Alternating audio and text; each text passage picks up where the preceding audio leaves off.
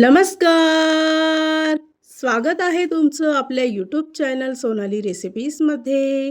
तर आजची खास रेसिपी आज आपण बनवणार आहे 10 मिनिटांमध्ये तयार करूया कुरकुरीत स्नॅक्स. ही रेसिपी आपण उरलेल्या भातापासून तयार केली आहे. खूपच सोपी आणि चविष्ट अतिशय चटपटीत रेसिपी आहे.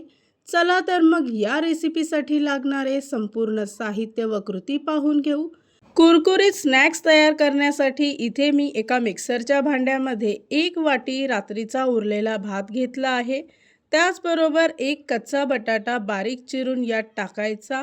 2 ते 3 हिरवी मिरची टाकून 3 चमचे पाणी टाकायचं आणि याचं मिश्रण तयार करून घ्यायचं आहे. तयार केलेलं मिश्रण एका भांड्यामध्ये काढून घ्यायचं.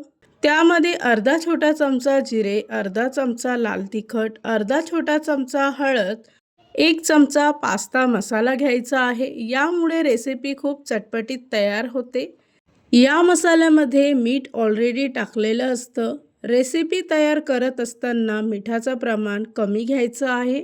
त्यानंतर 1 चमचा लसूण अद्रक पेस्ट, अर्धा छोटा चमचा मीठ टाकायचं आहे. बारीक चिरलेली कोथिंबीर टाकून सर्व मिश्रण चांगलं एकजीव करून घ्यायचं.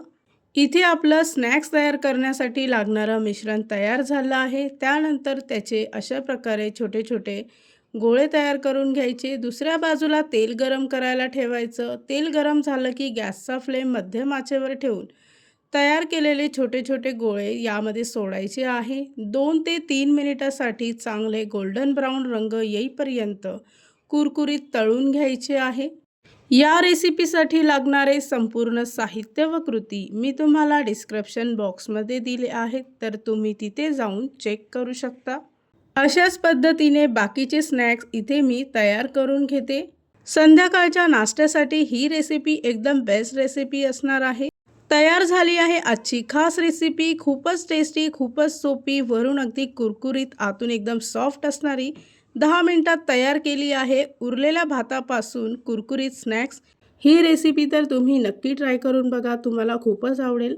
आणि जर का तुम्हाला हा आजचा व्हिडिओ आवडला असेल तर प्लीज लाईक, शेअर आणि कमेंट करा. चॅनलवर नवीन असाल तर सबस्क्राईब करा. सबस्क्राईब केल्यामुळे काय होईल, ज्या वेळेस मी रेसिपीचा नवीन व्हिडिओ अपलोड करेल तर त्याचं नोटिफिकेशन तुमच्या मोबाईलवर येईल. आणि पुन्हा भेटूया आपण अशीच एक रेसिपी घेऊन.